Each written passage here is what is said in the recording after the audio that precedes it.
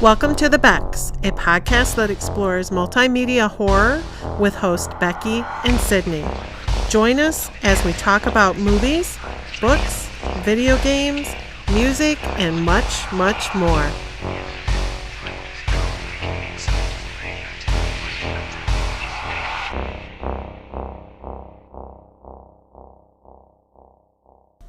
Thank you so much for joining us. My name is Sydney Rebecca. And I'm Rebecca Snow. And we're the Becks. It's been too long. I'm sorry.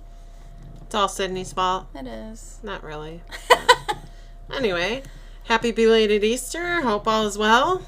We are back, and hopefully there'll be no more absences. Unscheduled breaks. Yeah. So, we are starting a new series called Something Very Bad is Going to Happen. It's on Netflix. It's new. Yeah. It's a spooky show. Very spooky. It's creepy. Yeah. And we're going to do this a la Hill House. I'm going to talk about a couple of episodes per one of our episodes. Yeah. So, we're going to be talking about episode 1 and 2. So, if you haven't seen the show and you would like it unspoiled, do not listen. Do not go any further until you have watched it. At least episodes 1 and 2. Listen to some of the other episodes we have, and then watch the show, and then come back. Yes. All right. So this show follows an engaged couple named Rachel and Nikki, and they are on a road trip to go to Nikki's family's cabin, quote unquote, yes, to get married. Private wedding, essentially. Yes. And I actually was kind of late to the game here. Becky is the one who was like, you need to watch this. And I was immediately enraged. It doesn't take long. The show is insane. It is, and it's good. Sucks you in right away. You're like, wait, what? Because Roger had said, there's a new spooky show on. You want to watch it? And I'm like, nah, okay, yeah. And then I was like, ooh, should we watch another episode? Ooh. Roger actually watched 3 in a row. I mean, we finished this in like a week, and you know how he is. I mean, we're still finishing the Dairy series, so welcome to Dairy. I think we still have 2 more episodes to go. We watched one the other day, though. But, yeah, it takes him forever to agree to watch shows, and he was like, we need to watch the next one. Okay, so you've watched the entirety. Yeah. Okay. I have. I have not. I know everything. I've only watched the first 2 episodes, so. Okay, so the first episode opens up with them getting married. And shit's bad, there's blood everywhere. And then it goes back in time to 5 days until I do. Yes. It's very ominous the way they do it too, because when they switch, and then they'll show the title in blood red letters across the screen, and it's just, you're like, what the hell is happening? And yeah, it just gets worse. Anyway, let's start. So they're driving 5 days before they're getting married. They're getting married at his cabin, his family's cabin. She's never met his family, like any of them. So that's the first thing I want to point out that's weird to me is I understand wanting a private wedding, but you've never met the family before. Why would you go into an area that is strictly their space and get married there? I would not. Yeah, I would be like, no, it needs to be somewhere neutral. Yeah. I would not be meeting my future spouse's family the day of my wedding. I mean, I can understand if they lived really, really far away and there was no way, but they've been together 3 years, right? 3 years? There is no reason why, especially when you see their cabin, that none of them could have come to meet her, that she could have gone to meet them. There's just something really off and weird. Well, they do talk about how that there was supposed to be a trip to Iceland that she couldn't make it on because of her fear of flights or something. But 3 years. They hint about it. 3 years. Yeah. And she didn't meet a single soul of his family. He has a sister, a brother, his parents. Yeah, no. Big family, actually. Weird. So weird. So they end up listening to this true crime podcast about a guy who owned a custard chain and strangled a bunch of women. Which is dark. Yes, a little bit. And then they stop to eat at this diner, and the couple in the booth next to them is talking about how this guy's dogs keep going missing. And he just keeps getting new dogs. And the girl's like, dogs don't go missing, cats do. Mm-hmm. Which I think, first of all, not fair. What's with the cat hate? I don't think it's hate, but cats are more likely to wander off than a dog is. I mean, some dogs take off, but cats are known for their personalities of being usually pretty independent. I feel like of all of the missing posters you ever see, it's dogs. It's not cats. Maybe people just don't care about the cats. They don't put up missing posters. Okay, back to my original fucking statement. Yeah, What's with the cat hate? I don't know. Anyway, so this is the weird thing, is Rachel goes to check out. Okay, secondly, why the fuck is she paying? Well, they've been together forever. He's loaded. Well, but we don't know that at this time yet, do we? No, we don't know that. Okay, well, still weird. She's standing in line to pay, and the girl of the couple is there in front of her, and she's like, so he's like killing the dogs, right? Why would you ever say that to a stranger? Right? What the fuck? Yeah. And the girl's like really creeped out, which fair. Uh-huh. Just strange. So then they go driving again, and she spends a lot of the time driving. I don't know if they're switching off days or what, but she even, like, right at the beginning falls asleep, and they almost die. Yeah. And she's just like, no, I'm fine. I'm fine. I mean, he does take over driving a little bit, so, like, when they listen to the true crime podcast, but... Oh, the true crime. The true crime podcast. Apparently, it's a good thing we don't do true crime. Because I can't freaking say that. Anyway, so there, yeah, but the custard guy, I love how they say that his intended victim crawled to safety holding a Barbie doll's plastic shoe. And then things happen. Mm-hmm. Mm-hmm. So it's a total, like, minute little thing that's said in the podcast, and you're like, well, okay, whatever. Yeah. So then... There's a lot of... So it's funny, because there's overt stuff that happens, but then there's some more subtle stuff that happens that gets called back to later that you're just like... Things are fucky as hell. Like a reoccurring theme is like, oh, it's bad luck to do this before the wedding, or for this to happen, or for you to wear this or do this, or, you know, superstitions and stuff. And then all this stuff happens, and it's all pointing to, like, maybe you shouldn't marry this guy.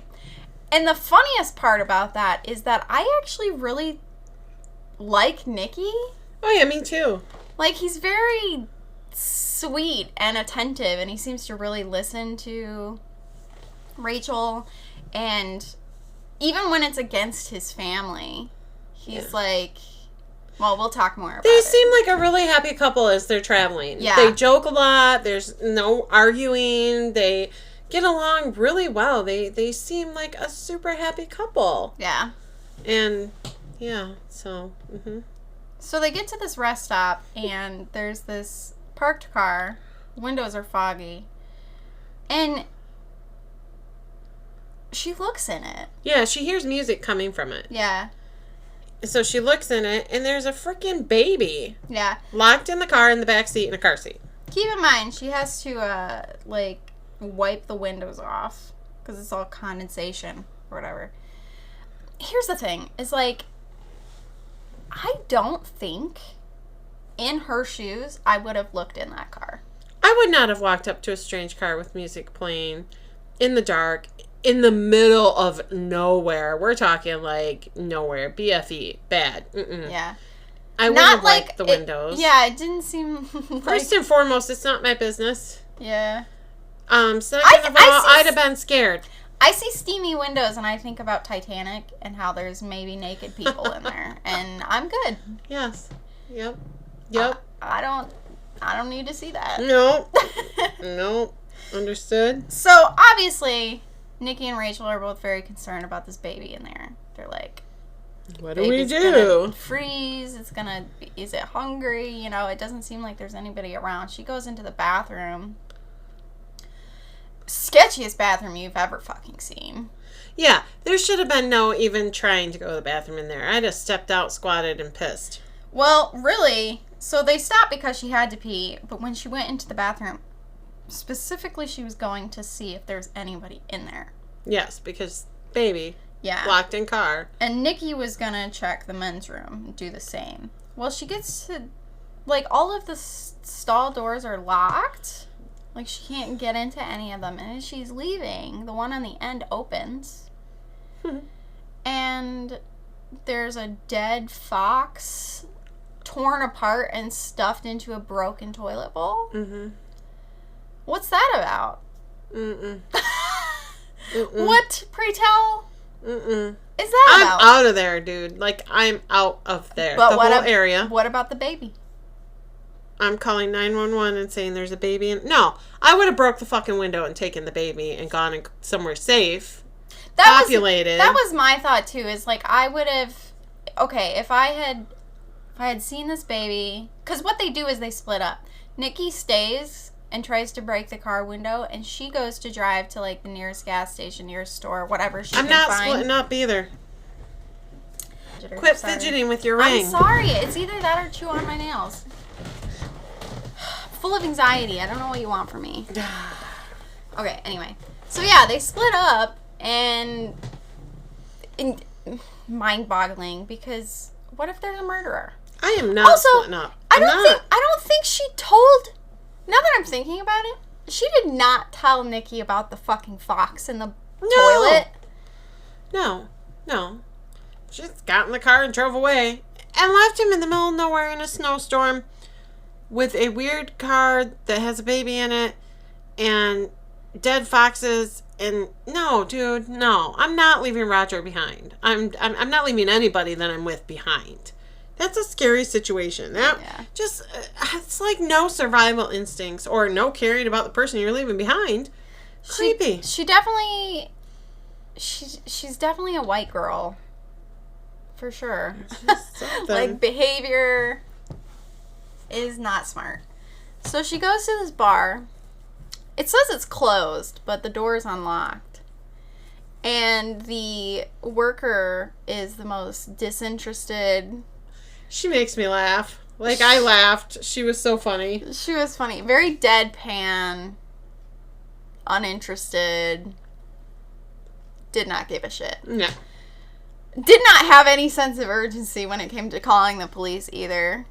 She was like, a baby? Rachel was getting so mad. She's like, can you please just call the fucking police? Like, what is going on? Well... Meanwhile, Rachel still has to pee. So she's like, I'll go pee in here. There's no dead foxes around these parts. So she goes pee while the girl's bathroom is out of order. Mm-hmm. So she goes into the men's room. And there's nobody there. Okay, like, the place is deserted. It's just her and the barkeep, the lady behind the bar. Because again, I mean, it said it was closed. Yeah. I mean, the employee didn't act like they were closed, but that's what the sign said. Weird. It was weird. The whole ambiance in there is weird and creepy. I mean, it's like, okay, I'm going to put it like this because we live in northern Michigan, and I have walked into bars like this. You walk into this little hole-in-the-wall bar out in the middle of nowhere, and when you walk through that door, if there are people in there, they're usually the locals that are always in there. And they all turn around and look at you like, why the hell did you just walk into our bar? Yeah. It's just Especially a feeling that you get. Yeah, they don't recognize you, and it's like, you're not one of the crowd. Yeah. So she walks into this place. The only person there is that one person, but it's just a weird, creepy feeling when she first goes in there. Yeah, it's very...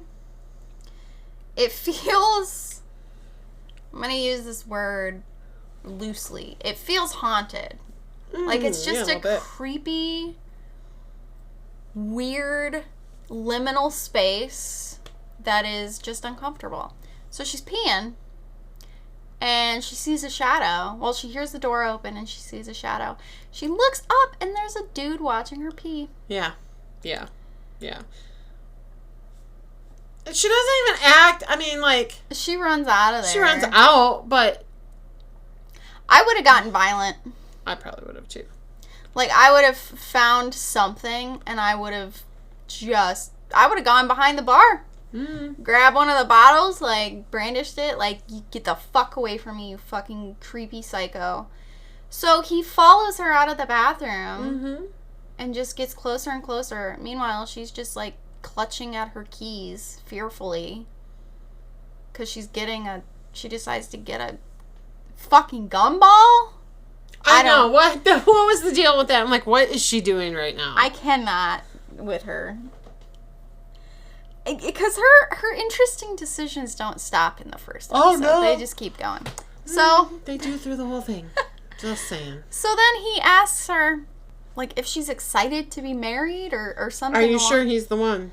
Yeah, that's what it is. And she's like, excuse me? Yeah. Because now she's mad.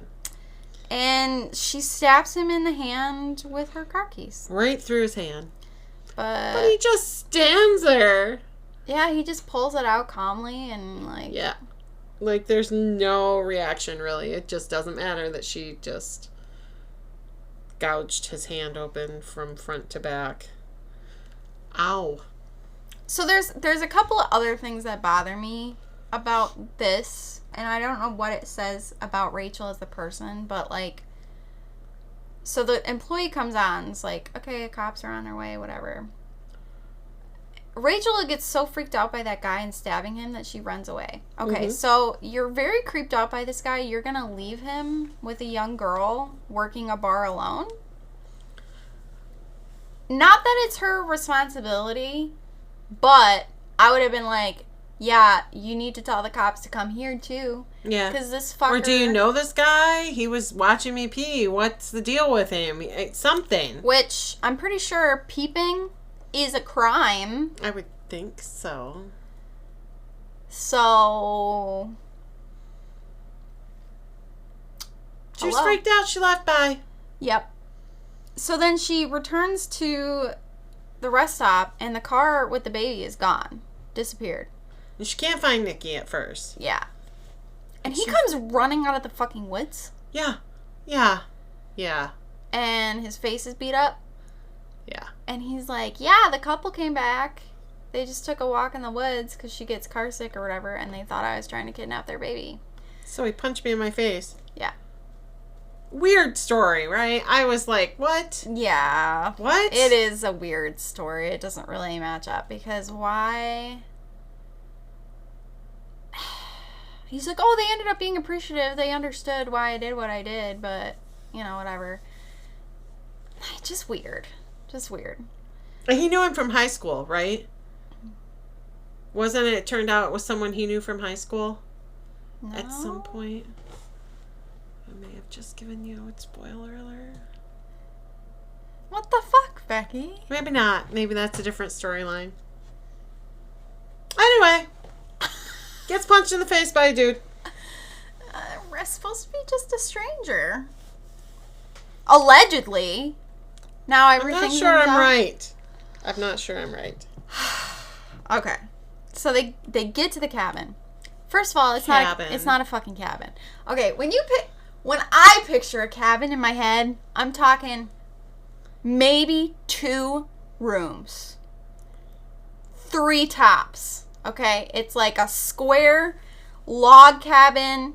It's got where the beds are. It's got like a fireplace. It's got maybe it has indoor plumbing. Maybe. And then maybe like a kitchen area. That's what I'm picturing. This is a fucking sprawling estate. Okay? Yeah. They have like an atrium in the middle of the house. Oh, like, yeah. Yeah. I don't even know how to... It's absurd. It reeks of fucking... money. Yeah.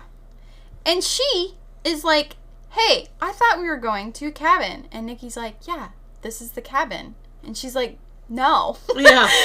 This is not a cabin. Ugh. The fucking taxidermy dogs. Oh, yeah, they walk in the door, and there's, like, this big family painting with the whole family.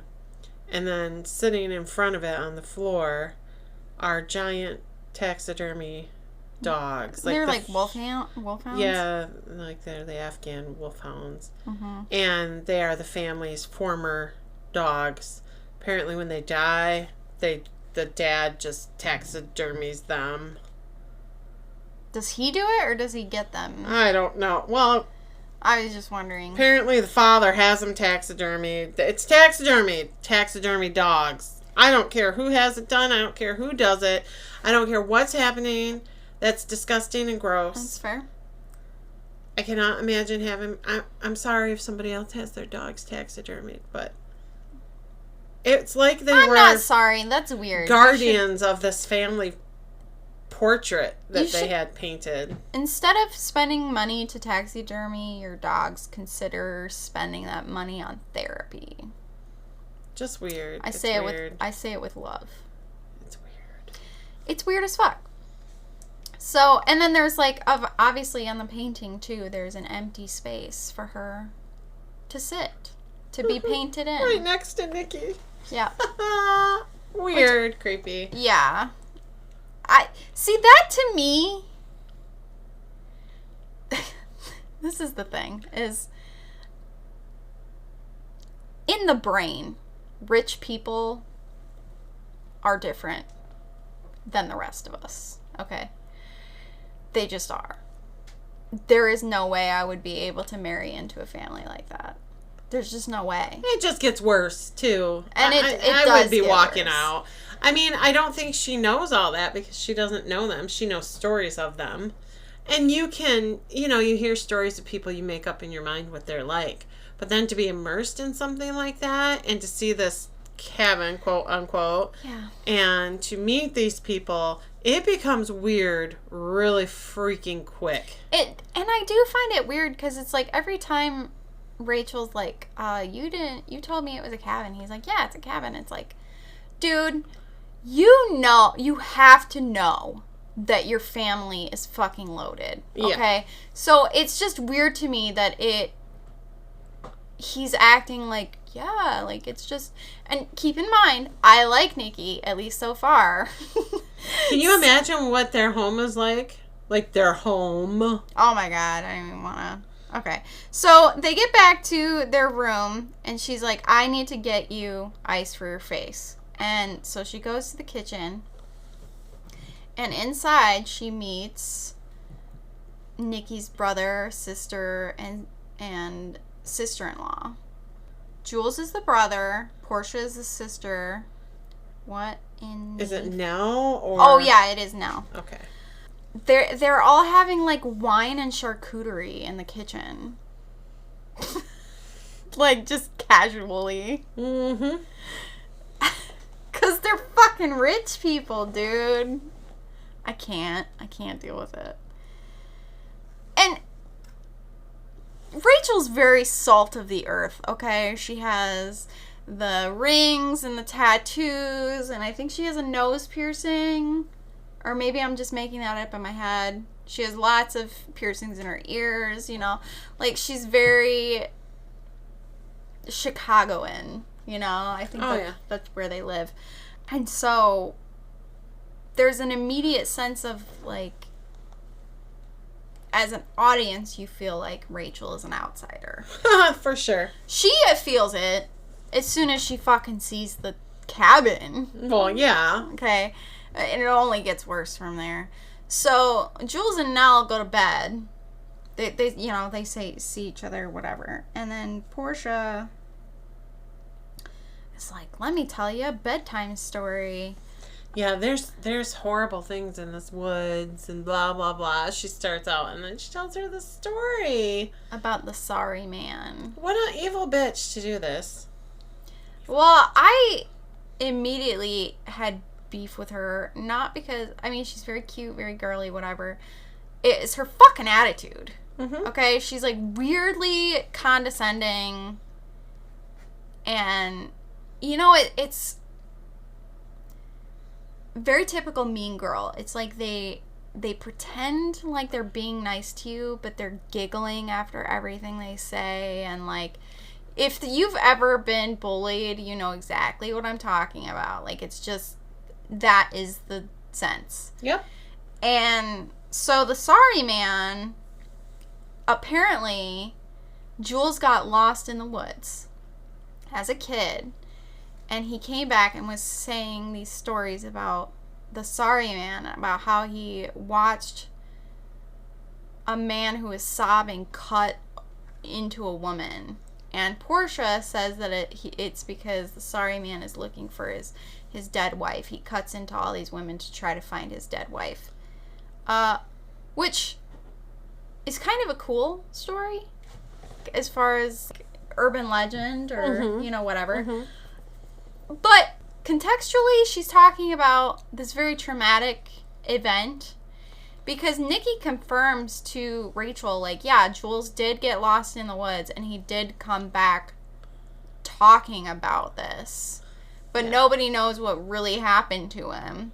So it's like a real traumatic thing that happened, and Portia's just like, let me just tell a complete stranger about it. Mm-hmm.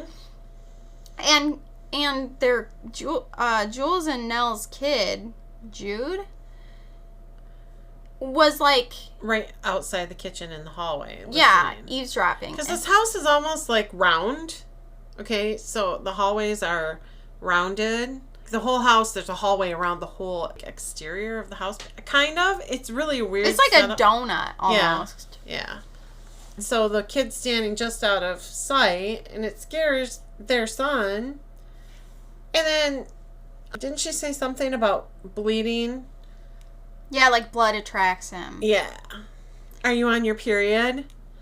What a bitch. Just weird. Yeah. So Rachel goes back to the room, and she's telling Nikki about it, and he's like, they're just, I don't know. He doesn't really have a good excuse for it. He's just like, I'm sorry. That's just how they are. Yeah. You know, they don't mean any harm. They're going to love you.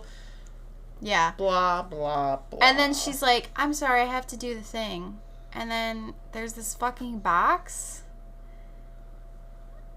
that she gets into. It's like a chest at the end of the bed. Like a hope chest or a whatever. Yeah, the implication is that she gets into it and Nikki just leaves her to it. Yeah. Goes to bed. It's like helping her anxiety or something. I don't know, but it was weird. Yeah. I'm curious to see if it comes into play later for something. I don't know. Super strange. So then she wakes up in the middle of the night because she has a nosebleed.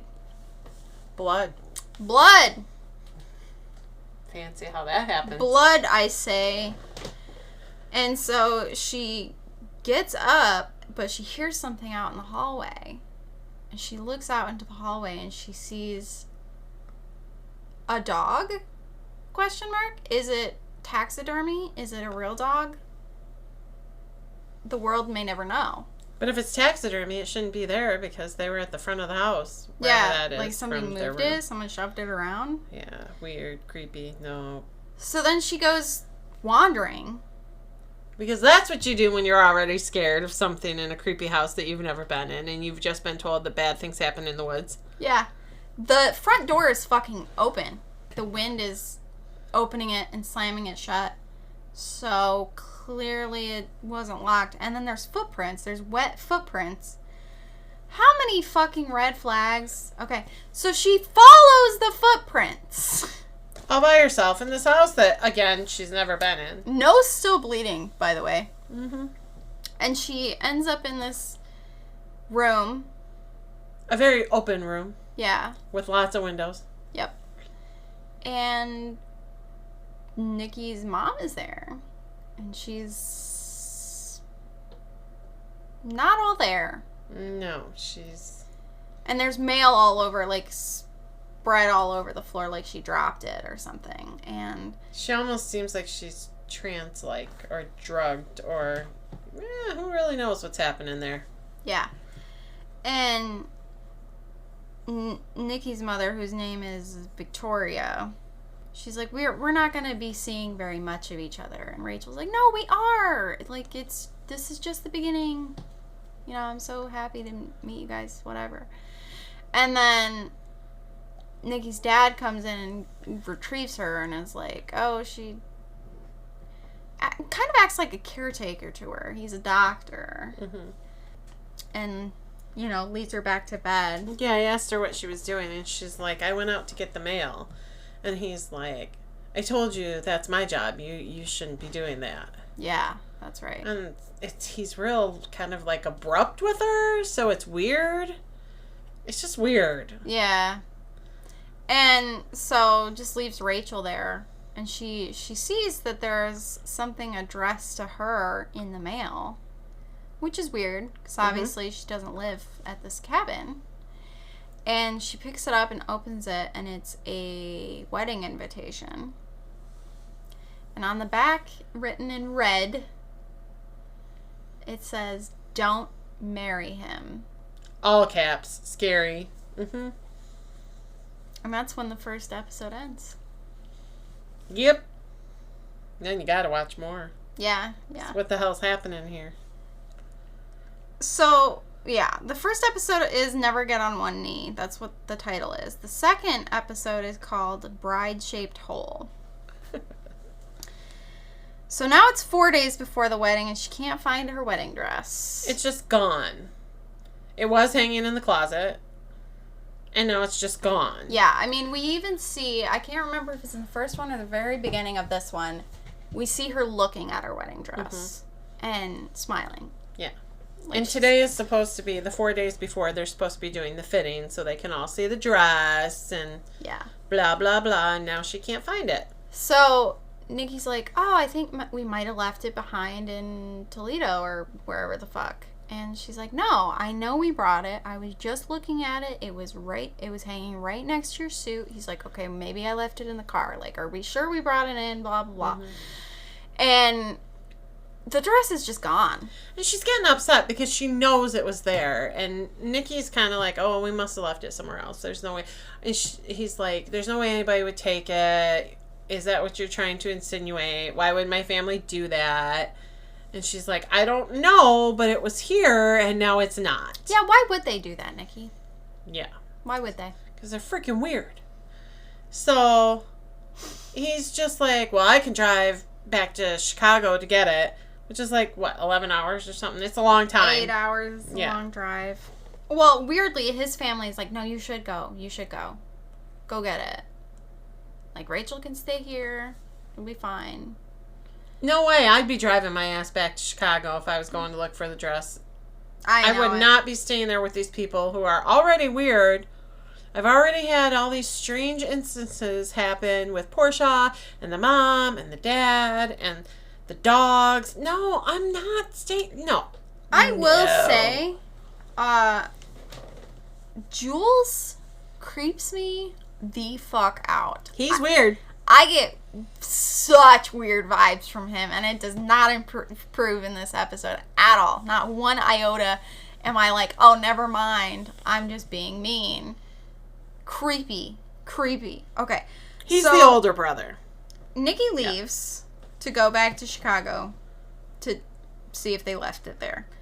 Which Rachel is 100% knowing that she did not. Yeah. But Portia, meanwhile, Nikki's sister. Weird little sister. Or older sister. I don't know. The Is she older or younger? I don't know. I don't know either.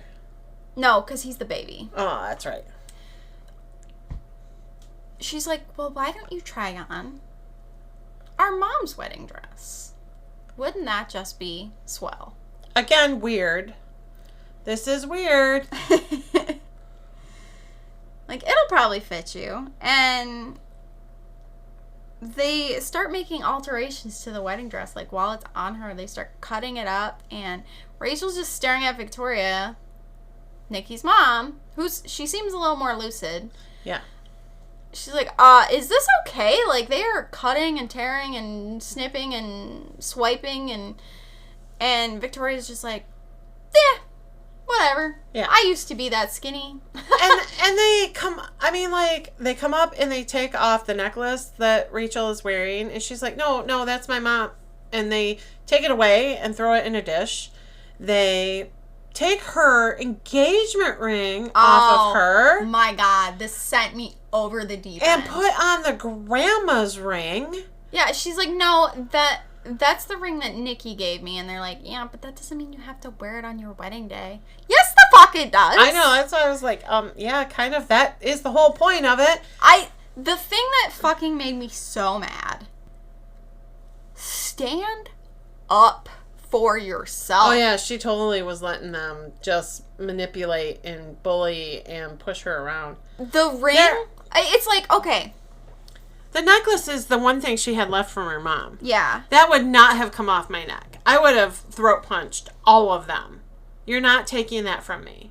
That is my mom, and I'm getting married. Mm-hmm. So that's going to be with me every step of the way. Yeah. And they just took it from her, and she was like, oh, well. I'm like, no. I'd be It's rocking like, that boat so hard. Obviously, she didn't want to. This is the thing. It was very obvious that she did not want to upset anyone or offend anybody. But you have to have boundaries.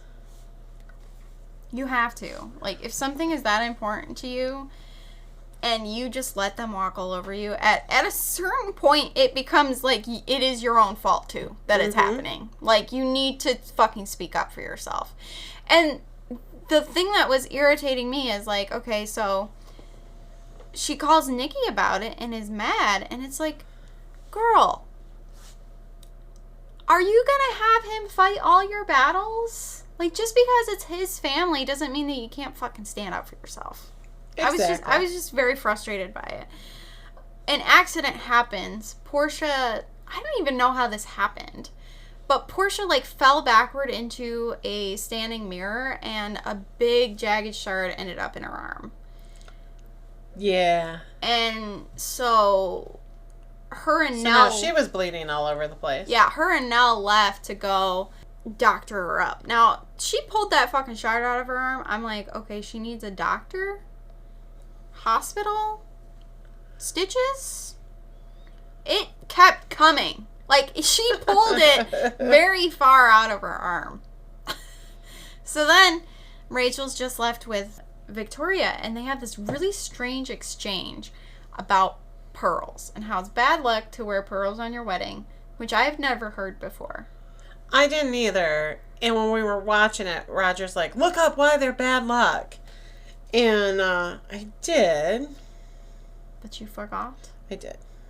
Because it didn't matter to me. But lots of brides wear pearls on their wedding, so I thought that must be a pretty weird. Maybe it's a like really old fashioned. It's due to the belief that they symbolize tears, sorrow, and instability. Oh. Mm-hmm. Okay. Mm-hmm. Interesting. Mm-hmm. Victoria's like, well, maybe they're a strand of real pearls and maybe they're not. You can check by rubbing them against your teeth. And she's like, the grandmother or aunt or whatever that they belonged to, she had fake teeth, so she couldn't tell. This is a weird scene. Yeah, so Victoria's like, I don't know if she's insinuating that, like, Rachel should rub them against her teeth. Meanwhile, Rachel is crying. Yeah, I guess I'll do that. Girl, why? Just don't. Like, you don't have to be doing all of this. Yeah. So she rubs them against her teeth, and they're real. Apparently, it's like sandpaper, which this gave me like nails on a chalkboard. It does me too, but it is true. If you rub a real pearl on your teeth, it is supposed to be like sandpaper. But icky. That's what I say. I can't stand the thought of sand anywhere near my mouth. So then, yeah, she's like, they're real. And Victoria and Rachel just stare at each other crying. And then Victoria leaves. And Rachel's like trying to get out of the dress and can't. And she's trying to call Nikki but can't get a hold of him. And she's shocked that she was crying. Like, you can see on her face when she wipes her tears, like, why the hell did I cry? What just happened there? Yeah. Well, she does get a hold of Nikki because she's like, you need to turn around right now because everything is fucking weird. Everyone's crying. They tore up the dress. It's bad. I don't even care. Like, I'll wear your mom's wedding dress. Like, forget my dress. Just come back here and be with me. Like, stop leaving me alone with these fucking people. Yeah. And he's like, okay. Genuinely, I really like him because he was shocked by what she was saying, and he's like, just give me a second to catch up. He's like, you're here, I'm trying to meet you there, but I have to catch up. Yeah. You know, so I will be there. I'm so sorry this is happening. I'll get there as soon as I can. Mm-hmm. I'm with you. I'm on your side. Yes. And I was like, okay, he gets points for this. I'm impressed. Because he really does seem to listen to her when she talks. He does. Yeah. And even when she's upset. So then she can't get out of the dress. She's super frustrated. And she finds like a scrap of what looks like her wedding dress. Mm-hmm. At the corner of Portia's room. And so she picks it up and she's rifling through Portia's shit to try to find it. Because at this point she's convinced. Because she finds the fucking, the garment bag underneath the bed. Underneath the bed. Yep. So, proof that the dress was there, yes. did exist, you know? And so she's convinced and she's mad. So she's going through Portia's room. One thing that I thought was funny was like they made a point to kind of showcase that there was this book about rituals, witchcraft stuff. Portia's a white girl. This is not surprising. I know it was like supposed to be, I don't know, this to me felt like a red herring for the simple fact that I thought it was too obvious, and also Portia seemed like the type to like connect her cycle to the moon or whatever. Yeah. You know, like just typical. This might sound, I don't mean to sound disparaging to anything like that, but Portia's definitely the type to research Wiccan stuff. Yeah. Be interested in that. Mm-hmm. Do I think Portia maybe cut up her dress? At that point, I was like, yeah, definitely could have happened. Because fuck that bitch. But I didn't think it was because she was doing satanic rituals or whatever. Yeah. She's wandering around and she's snooping. Mm-hmm. And she finds a lethal injection dose. Uh-huh. Why? I'm like, oh, that seems like a normal thing for someone to have. Yeah, hidden in a bureau drawer. Yeah, that's yeah. Yep. That's why. Put that in your dresser drawer with your underwear. Well, you don't want to just leave it out for the kids to play with. No. Mm-hmm. Come on. So then she's leaving that room and Jules finds her. Big brother.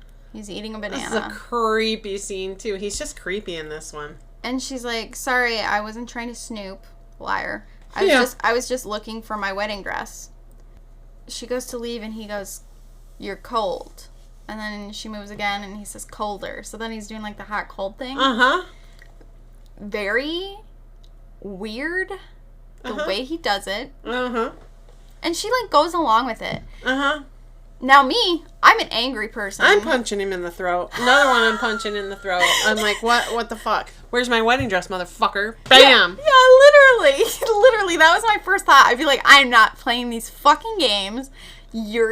My fist is meeting your dick expeditiously. Yes. Like, tell me where the fuck it is. Yes. But then it was a cute little joke because, haha, she was wearing a wedding dress. And there was a mirror. And there was a mirror. So when she got close to the mirror, he's like, looks like a wedding dress to me. And of course, she is not impressed with this at all. She's like, whatever. She tells him that she can't get out of the wedding dress. Weird. And he's like, let me help. No. I live in this dress now. I will sleep in this dress. I will shower in this dress. I don't know you, motherfucker. Just because your brother's marrying me doesn't mean you get to help me unzip my dress. That's weird. Yeah. I mean, if they'd have known each other, and he was like, oh, hey, let me help you, sis, or whatever, you know. Yeah. Different. If they had any type of relationship at all. But they don't. He's a stranger. Still would be a little weird for your brother-in-law to unzip you. He's so weird.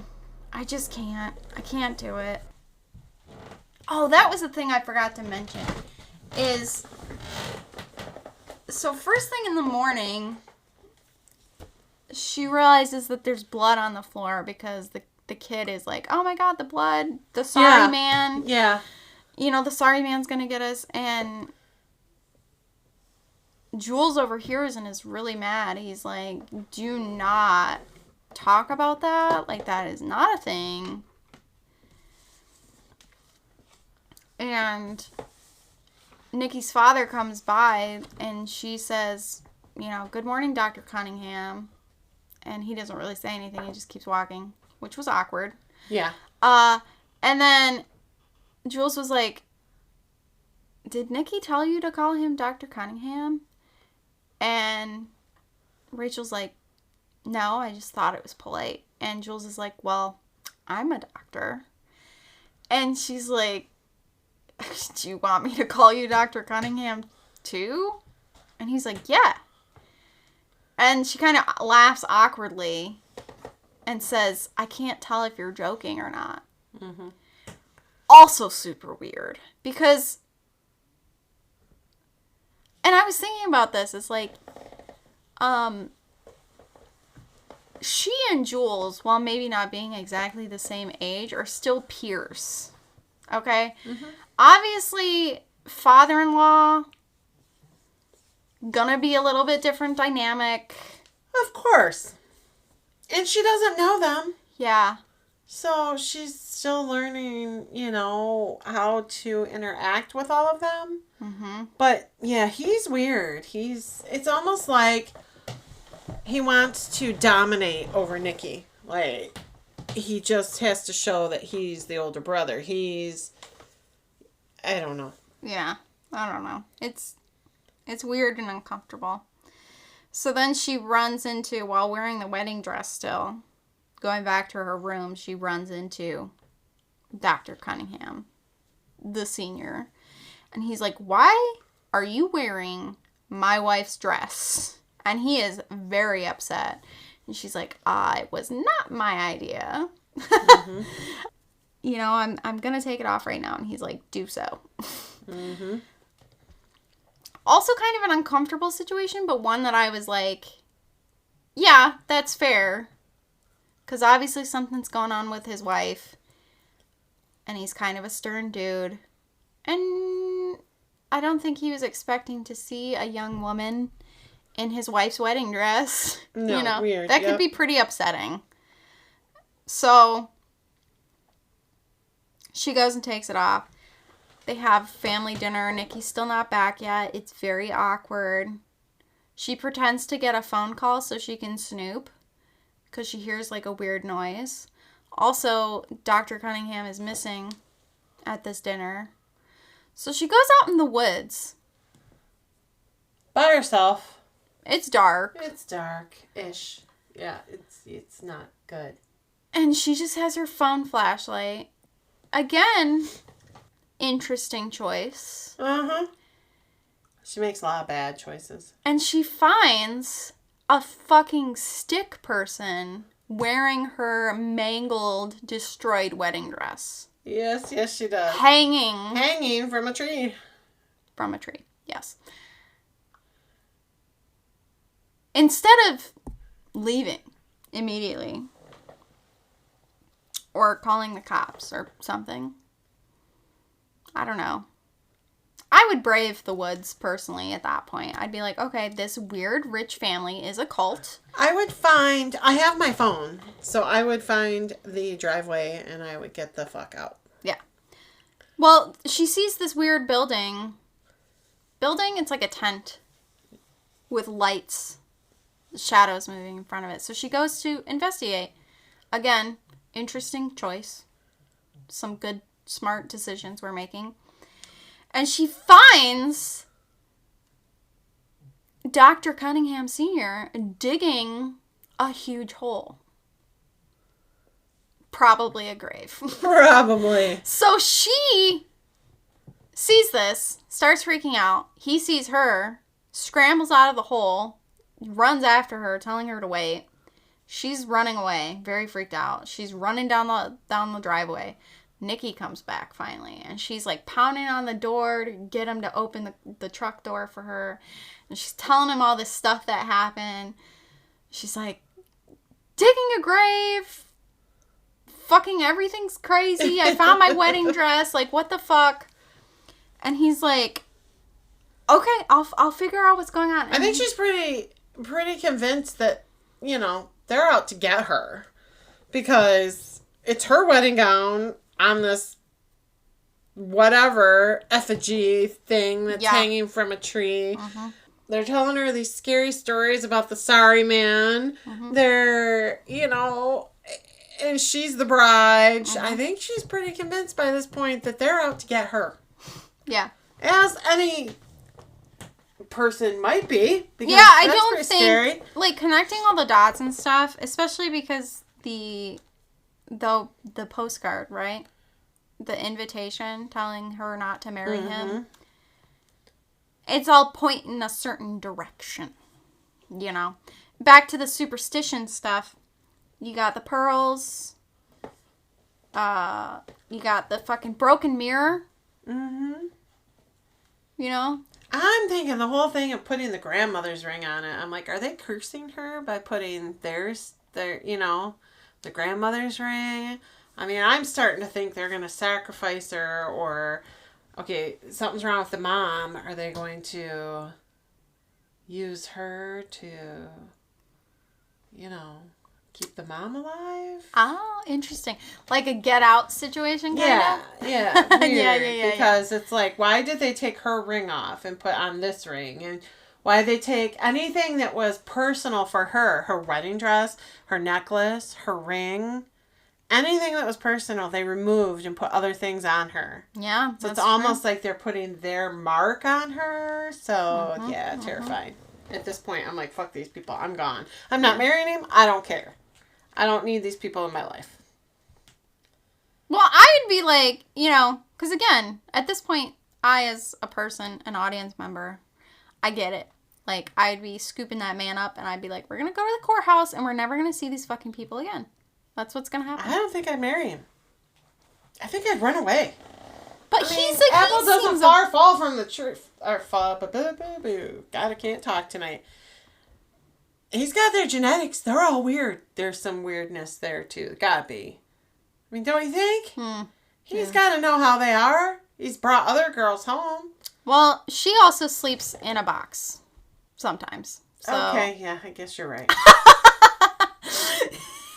Yeah. So maybe she should scoop him up and go to the courthouse. So he gets out of the truck and talks to his dad.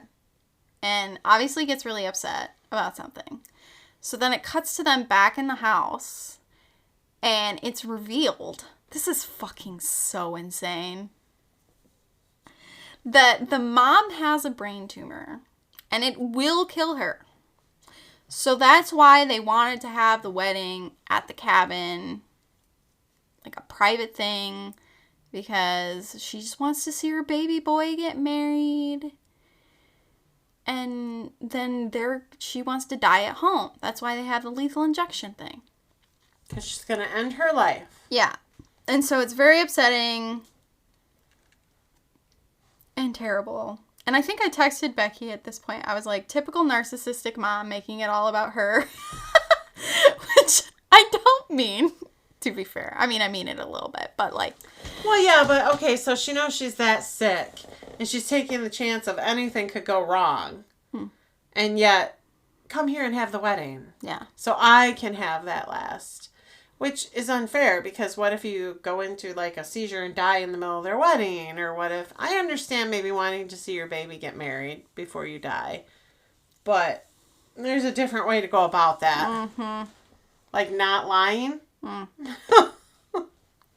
Yeah, so then Rachel's talking to Nell and is like, there's one thing I don't understand, though. What was with the fucking effigy in the woods with my wedding dress? And Nell is like, oh. Like, she knows? Yeah. And so it was apparently their kid that did it. He was like, well, I know that the sorry man cuts up brides to look for his wife, and, you know, you had that nosebleed, so I just wanted to protect you. I wanted to confuse him. So Yeah. he didn't come after you. Which, I guess is sweet. But again, weird. Yeah.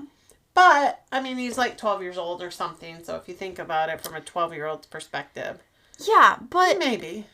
Like, there was this complicated rope pulley system, and it was like a fucking person-sized effigy. Maybe he's a Boy Scout. And he went to the Klondike Derby, and he knows how to tie all those knots and build human-sized effigies. Sure, you're right. That is a normal thing that rich boys learn. I mean, who knows?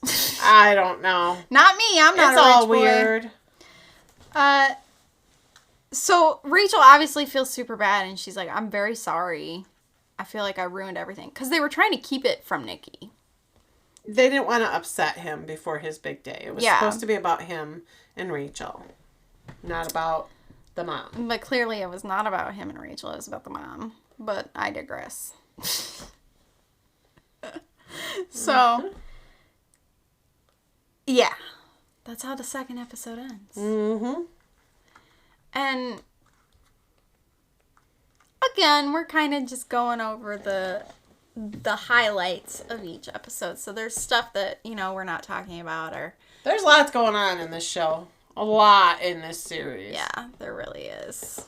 Oh, that was obviously, can't forget about this. So when the whole Pearl thing happened, the mom was like, I'm so sorry I have to put you guys through this. Yeah. Or you have to go through this. Yeah. And so now with the reveal at the end of the episode, you're like, oh, it's because she's sick. Mm-hmm. But is it really? Because something very bad is going to happen. There is a lot of dread. Oh, it's there's a lot of suspense and dread, and you don't know what's going to happen next. And it really is a show that sucks you in. You're like, okay, I got to figure out what's happening next. It's creepy and it's weird, and these people are insane.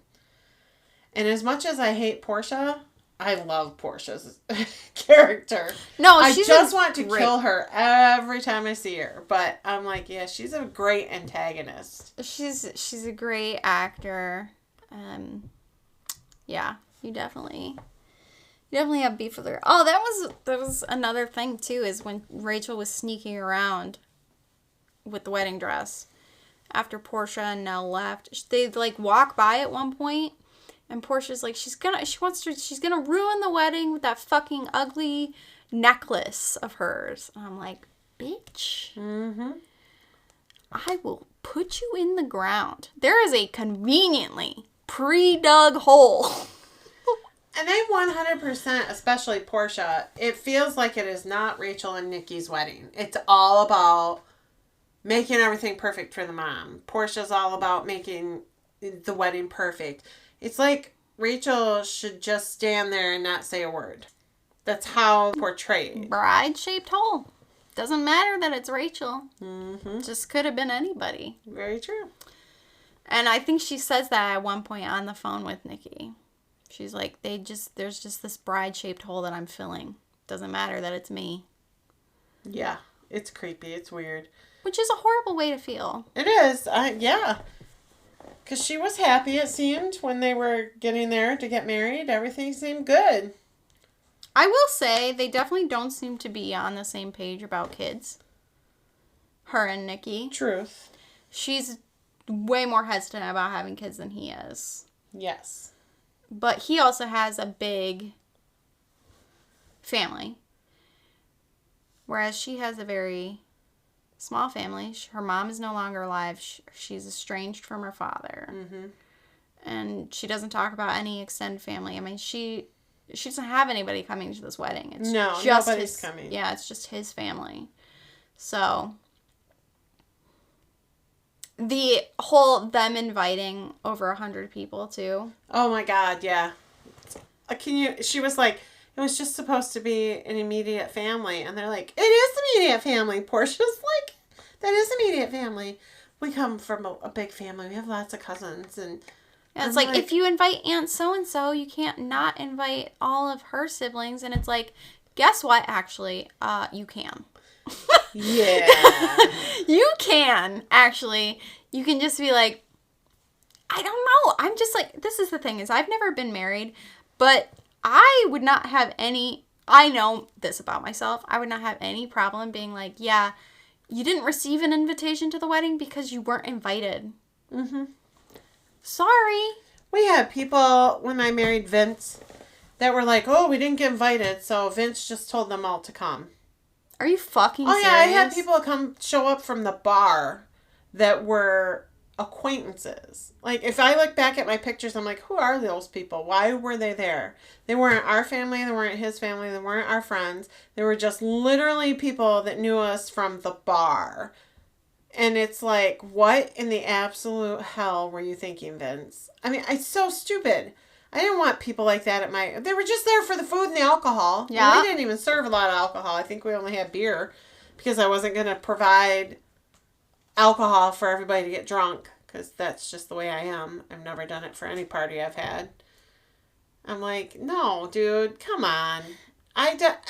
If Roger and I were to get married, it's going to be the smallest little, our closest friends, and my mom, and maybe my brother. I didn't even go to my brother's wedding when he got married a few years ago. So, I mean, it will be my second marriage. It would be Roger's second marriage. I'm not really caring about 100 people. I'd probably smack them. I don't even like 20 people, let alone imagining 100 people. I would like to have a party where we all get dressed up. I don't even care if anybody comes to the ceremony. But we all got pretty, like, and like prom. You don't get to do that much after school or after you get married. So everybody just wear a beautiful dress and a suit and let's have a good dance and some good food and alcohol. Just need to bring back balls. Balls would be fun. Yeah. But not with 100 people. Well, 200, because once you invite everybody and their spouses, you're going to double that, damn it. No. I don't like people enough See, anymore. I've seen like TikToks and videos of people who are like, who get their wedding invitations and it's like, no kids, no plus ones, invitation only, like all this stuff. And everyone's like, well, what am I supposed to do? Get a babysitter? Yeah. Oh, I can't go anywhere without my husband. Don't come then. Fucking grow up. It is one night. I just cannot. I cannot deal with it. It drives me insane. I wouldn't mind the plus one, but I definitely would not. I think at this point, unless I had grandchildren, I would say no kids. People might be offended by that, but... I don't give a fuck. Get a babysitter. It is 5 hours of your night. It's just easier. You don't have screaming kids during your ceremony. You don't have screaming kids during your reception. You can just be adults and have a good time. Yeah. And half the time, you go to a reception and there are people falling down drunk. I mean, I've seen it so many times. Mm-hmm. And you got all these children running around. Yep. I don't want to babysit.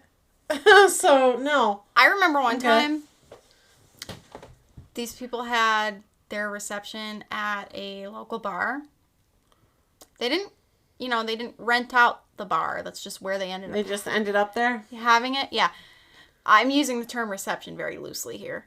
And it just so happened that I had ordered food from this very same bar. So I walk in there to get my to-go order, and I'm waiting to get the check back, and there's a man with a toddler on his shoulders, and he's doing Jello shots. Oh my God. Dancing. And I'm like, oh, this is a real classy establishment. Yeah. Holy Hannah. No. Yeah. Time and a place, people. It was time and a place. Also, it was like 7 o'clock. So it wasn't even late enough to do Jello shots. I don't know. Anyway. Well, I don't think anybody should be doing Jello shots with a toddler on their shoulders. So, you know. Yeah, there's a couple of things wrong with that whole situation. Sorry if I offend you by saying that, but I'm saying. Very controversial opinion, Becky. I know. Especially in the area I live in. Anyway. So, yeah. Something Something very bad is going to happen. Yeah. And we're just going to find out what eventually. Mm-hmm. Like I said, there's a very impressive sense of suspense and dread. It's not the same. It's not exactly the same vibes as Hill House. No, for sure not. It's definitely more like suspense driven versus like haunting driven. So it's like you get the sense some fucked up shit's gonna happen, but it's a very people element. It's not as much supernatural. Yeah, it's very much something very bad's gonna happen. You just don't know what the hell something very bad is. Where Hill House was, this is all fucked up and terrifying and supernatural and bad, so bad. Tragic. Yeah. Tragic too. That was a big one. So, yeah. Looking forward to talking about more episodes. And looking forward to hearing your guys' thoughts if you guys have watched this show yet. Yeah. Today the pod, tomorrow the world. My name is Sydney Rebecca. And I'm Rebecca Snow. And we're the Becks.